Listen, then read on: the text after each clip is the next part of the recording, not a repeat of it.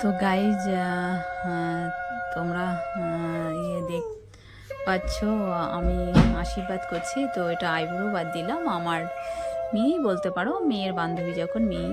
তো ওকে ওর মানে আমি দিলাম এই কারণে যে যেহেতু খুব দুঃখের বিষয়টা বলতে খারাপ লাগে, মেয়েটার মা নেই, বছর দুয়েক এখনও হয়নি মা, মানে আর বলবো না থাক, কারণ অনেক বলতে গেলে অনেক মনে পড়ে যায়। কারণ আমরা একসাথে খুব, মেয়ে যখন স্কুলে যেত তখন একসাথেই ওর মা আমি সবাই একসাথে আমরা বসে আড্ডা মারতাম খুব। তো দেখো আশীর্বাদ করলাম। তো আশীর্বাদ করে আমাদের একটা বাঙালিদের নিয়ম আছে, কিছু একটা বস্ত্র দিতে হয়। তো একটা শাড়ি দিলাম, শাড়িটাও বলছে খুব সুন্দর হয়েছে, কালারটাও খুব পছন্দ হয়েছে।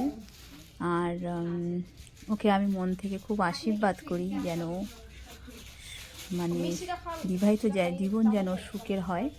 তবে এখন রেজিস্ট্রি করে রাখবে, তো রেজিস্ট্রি করার আগে আইবুড়ো হাতটা দিলাম, অনুষ্ঠানটা হয়তো পরে হবে। আর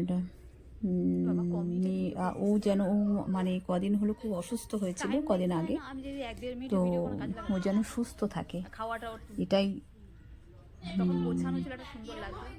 কামনা করি। আর তোমরাও ওকে খুব খুব খুব আশীর্বাদ করো যেন বিবাহিত জীবনটা যেন সুখের হয়, ও যেন সুস্থ থাকে। আর যেহেতু ওর মা মানে মা না থাকলে যেটা হয় জানো তোমরা, মা না থাকলে কোনো মাসি বলো যেই বলো কেউ থাকে না পাশে। তো ও সেই গল্পটা করছিল, আমার খুব খারাপ লাগলো শুনে যে মা নেই বলে আজ মাসিরাও খোঁজ রাখে না।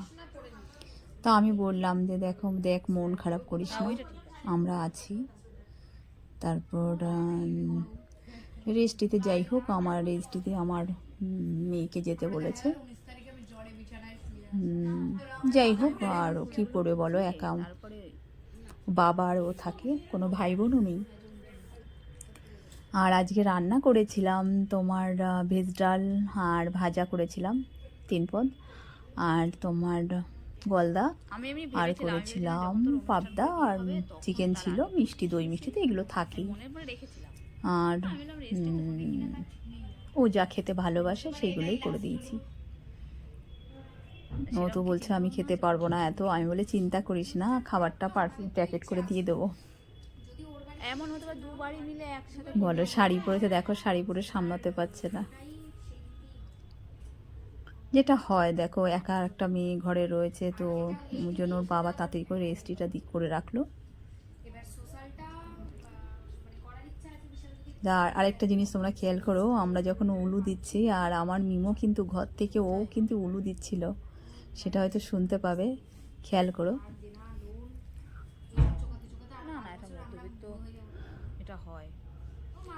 যাই হোক, তো মানে আমি এইটুকু যে করতে পেরেছি আমি তার জন্য অনেক ভালো লাগছে মনের থেকে। দেখবে কারোর জন্য কিছু একটুখানি করতে পারলেও নিজের শান্তি লাগে।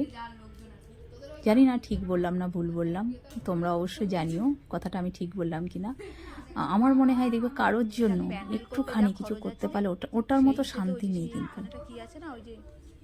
হ্যাঁ হ্যাঁ হ্যাঁ হ্যাঁ।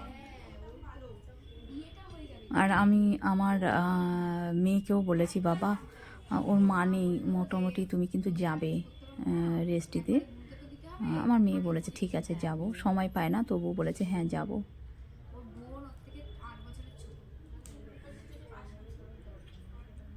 তো যাই হোক বন্ধুরা, কেমন লাগলো তোমরা জানিও। আর বাই, আবার পরের ভিডিও দেখা হবে।